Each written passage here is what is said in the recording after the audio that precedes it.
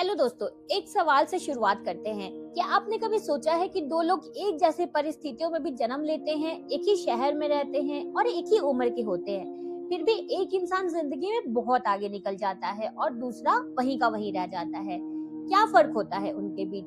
Talent, पैसा, किस्मत? नहीं, फर्क होता है कंसिस्टेंसी का। आज हम जिस किताब की बात करने वाले हैं वो साबित करती है कि आपकी जिंदगी किसी एक बड़े फैसले से नहीं बल्कि हर दिन के छोटे छोटे फैसलों से बनती है।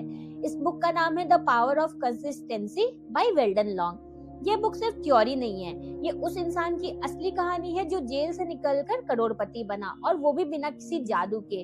तो वीडियो को एंड तक देखिए, क्योंकि हो सकता है यही वीडियो आपकी सोच की दिशा बदल दे। हेलो ऑल, स्वागत है आपका आपके अपने चैनल ईट द बुक पर, जहां हम किताबें नहीं पढ़ते, उन्हें चबाकर आपकी जिंदगी में उतारते हैं, क्योंकि यहाँ हर किताब आपकी लाइफ का नया जायका बनती है। तो चलिए शुरू करते हैं बुक की ये जबरदस्त जर्नी। चैप्टर 1। अक्सर हम सोचते हैं कि मेरी समस्या बाहर की दुनिया में है। कोई कहता है मौके नहीं मिलते, समय खराब है, लोग सपोर्ट नहीं करते। लेकिन वेल्डन लॉन्ग कहते हैं आपकी सबसे बड़ी लड़ाई दुनिया से नहीं, आपके अपने दिमाग से है।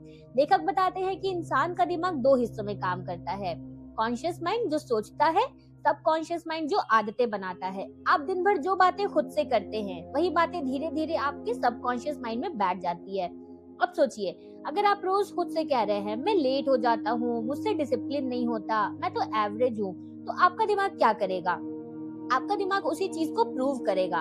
वेल्डन बताते हैं कि वो जेल में थे, चारों तरफ नेगेटिव लोग, हर कोई यही कहता था अब तुम्हारी जिंदगी बिल्कुल खत्म है। लेकिन उन्होंने एक चीज अलग की, उन्होंने अपने हालात नहीं बदले, उन्होंने अपनी सोच बदलनी शुरू की। हर दिन बिना चुके वेल्डन कुछ समय अकेले बैठते थे। कोई मोबाइल नहीं, कोई शोर नहीं, बस वो और उनके थॉट्स। वो लिखते थे, मैं एक सफल व्यक्ति हूँ, मैं जिम्मेदार हूँ, मैं अपने लाइफ का कंट्रोल ले रहा हूँ। शुरुआत में दिमाग मजाक उड़ाता था, तू तो जेल में है और करोड़पति बनने की बात कर रहा है, लेकिन उन्होंने हार नहीं मानी। वो कहते हैं कंसिस्टेंसी बीट्स लॉजिक। अगर आप किसी विचार को रोज दोहराते हो तो दिमाग उसे सच मानने लगता है। धीरे धीरे उनका बिहेवियर बदला, उनका उठना बैठना बदला और उनकी लैंग्वेज बदली, और यही असली बदलाव था। चैप्टर 2। आज की दुनिया में हर जगह मोटिवेशन भरा पड़ा है। एक वीडियो देखा, जोश आया, दूसरे दिन सब खत्म। वेल्डन साफ कहते हैं मोटिवेशन अनरिलायबल है, कंसिस्टेंसी अनस्टॉपेबल है। मोटिवेशन चिंगारी है, लेकिन कंसिस्टेंसी इंजन है। अगर इंजन नहीं होगा तो गाड़ी कितनी भी सुंदर क्यों ना हो, आगे नहीं जाएगी। उन्होंने कहा अगर आप रोज अपने लक्ष्य को याद नहीं करते तो दुनिया का कोई वीडियो आपकी हेल्प कर ही नहीं सकता है। वो कहते हैं जो लिखा नहीं वो सपना नहीं, वो सिर्फ इच्छा है। उन्होंने जेल में रहते हुए एक नोटबुक बनाई, उसमें लिखा मैं कैसा इंसान बनना चाहता हूँ, मैं कितनी इनकम चाहता हूँ, मेरी वैल्यूज क्या है। और वो इसे हर दिन सुबह और हर दिन रात को पढ़ते थे। 6 साल तक एक भी दिन उन्होंने स्किप नहीं किया। यही कंसिस्टेंसी उन्हें जेल से बिजनेस तक ले गई। चैप्टर 3। बहुत लोग कहते हैं मैं बहुत बिजी रहता हूँ, लेकिन बिजी होना प्रोडक्टिव होना बिल्कुल भी नहीं होता है। अगर आपको पता नहीं आपको कहाँ जाना है तो आप पूरी जिंदगी दौड़ते रहेंगे और फिर भी वहीं खड़े रहेंगे। वेल्डन कहते हैं clear goal equals to clear direction. उन्होंने एक सवाल पूछा, मैं आखिर बनना क्या चाहता हूँ, और यही सवाल उनकी जिंदगी का टर्निंग पॉइंट बना। हर सुबह उन्होंने खुद से पूछा आज मैं कौन सा काम करूंगा जो मुझे मेरे गोल्स के नजदीक ले जाए, भले ही छोटा हो लेकिन रोज होना चाहिए। यही फिलॉसफी आपको भी अपनानी है। चैप्टर 4। हम ज्यादातर फैसले इमोशन से लेते हैं। मन नहीं है यार, छोड़ दो, थक गए हैं, कल करेंगे, बुरा लगा तो हार मान लिया। लेकिन सफल लोग मन से नहीं मिशन से चलते हैं। वेल्डन खुद से पूछते थे क्या ये काम उस इंसान के लायक है जो मैं बनना चाहता हूँ? यही सवाल उन्हें डिसिप्लिन देता था। चैप्टर 5। लेखक कहते हैं असली जेल दीवारों की नहीं होती, असली जेल सोच की होती है। मैं तो ऐसा ही हूँ, ये तो मेरे बस का है ही नहीं, ये सब सेल्फ मेड लिमिट्स होती हैं। उन्होंने अपनी आइडेंटिटी बदली, बार बार खुद से कहा मैं चेंज हो रहा हूँ, मैं सीख रहा हूँ, मैं आगे बढ़ रहा हूँ, और दिमाग ने इसे सच मान लिया। अब सवाल ये है, अगर सोच बदली जा सकती है, आदतें बदली जा सकती हैं, तो क्या आपकी जिंदगी भी बदल सकती है? जवाब है बिल्कुल हाँ, लेकिन असली खेल अभी शुरू हुआ है। सेल्फ डिसिप्लिन वो होता है जब मन साथ ना दे तब भी चलते रहना। अगर आप ध्यान से देखें तो दुनिया के ज्यादातर लोग असफल इसलिए नहीं होते क्योंकि वो कमजोर हैं, बल्कि इसलिए होते हैं क्योंकि वो अपने मन के गुलाम होते हैं। मन बोले आज नहीं, कल करेंगे, थोड़ा आराम कर लेते हैं और यहीं पे खेल खत्म हो जाता है। बेल्डन इसमें बहुत साफ कहते हैं, discipline is choosing what you want most over what you want now. यानी अनुशासन का मतलब है आज की इच्छा को नहीं, भविष्य के गोल्स को चुनना। लेखक बताते हैं कि जेल में रहते हुए उन्हें भी रोज ऐसा लगता था कि आज पढ़ने का मन नहीं है, आज लिखने का मन नहीं है, लेकिन फिर वे खुद से एक सवाल पूछते थे, क्या मैं उस इंसान की तरह बिहेव कर रहा हूँ जो मैं बनना चाहता हूँ? बस यही एक सवाल उन्हें दोबारा चेयर पे बैठा देता था। वो समझ चुके थे कि भावनाएं मौसम की तरह होती है, आज धूप तो कल बारिश, लेकिन अगर आप हर बार मौसम देखकर रुक जाओगे तो मंजिल तक तो कभी पहुंच ही नहीं पाओगे।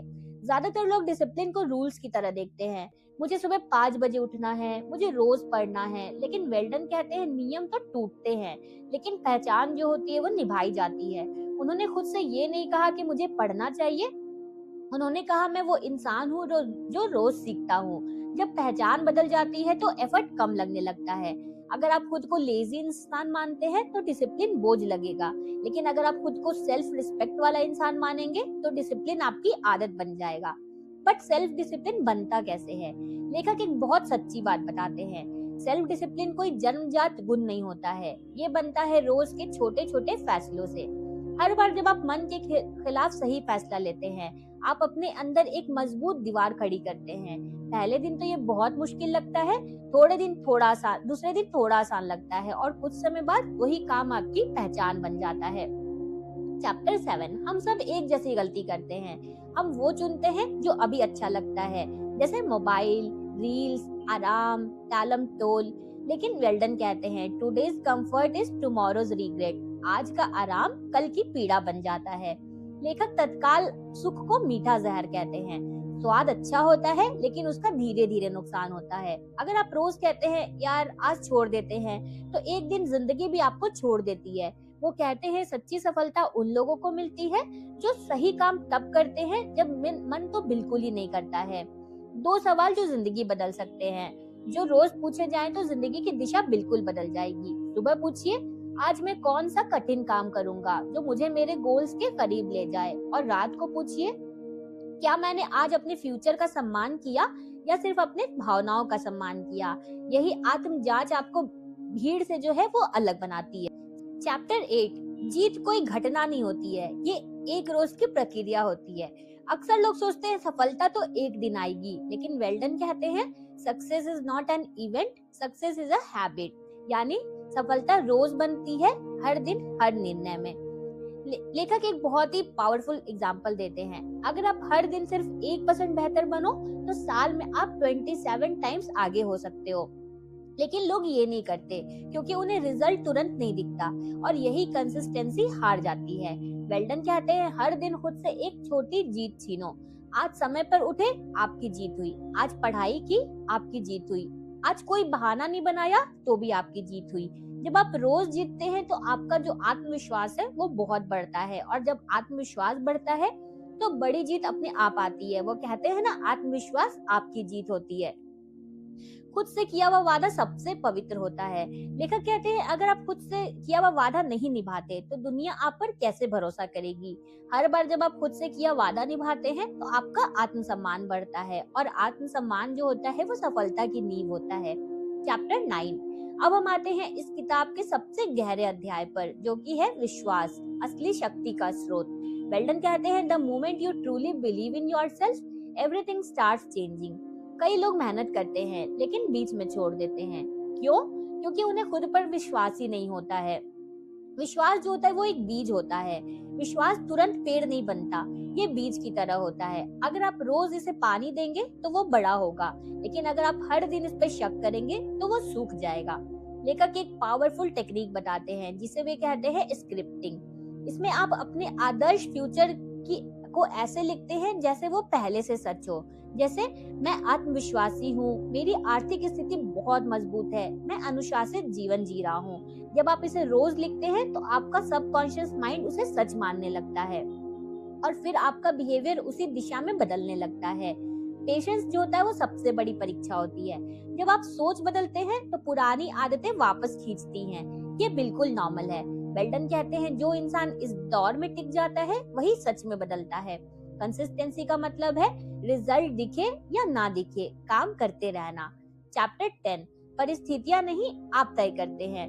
जिंदगी में कभी ऐसा लगेगा कि सब कुछ आपके खिलाफ है, पैसा नहीं है, सपोर्ट नहीं है, टाइम नहीं है, लेकिन लेखक कहते हैं circumstances don't define you, your response does.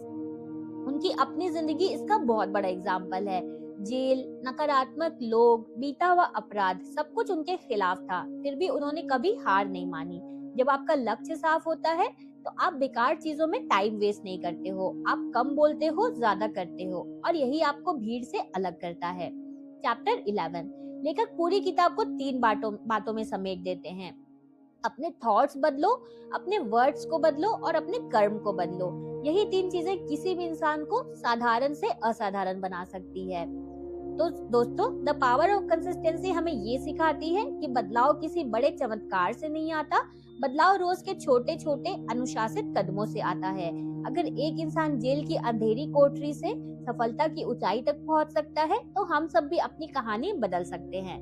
तो आज से आपको क्या करना है? एक गोल लिखो, उसे रोज पढ़ो, रोज एक छोटा स्टेप लो और बहाने बिल्कुल मत बनाओ। याद रखिए, आप अपने भविष्य के निर्माता हैं। अगर ये वीडियो आपको अंदर से हिला गया हो तो इसे लाइक करना और अपने दोस्तों के साथ शेयर करना, और चैनल ईट द बुक को सब्सक्राइब जरूर करना, जहां नॉलेज मिलता है स्नैक्स के साइज में। मिलते हैं जल्दी एक न्यू बुक समरी के साथ। तब तक खुद पे भरोसा रखिए और हर दिन आगे बढ़ते रहिए। Keep eating, keep growing. Thank you for watching.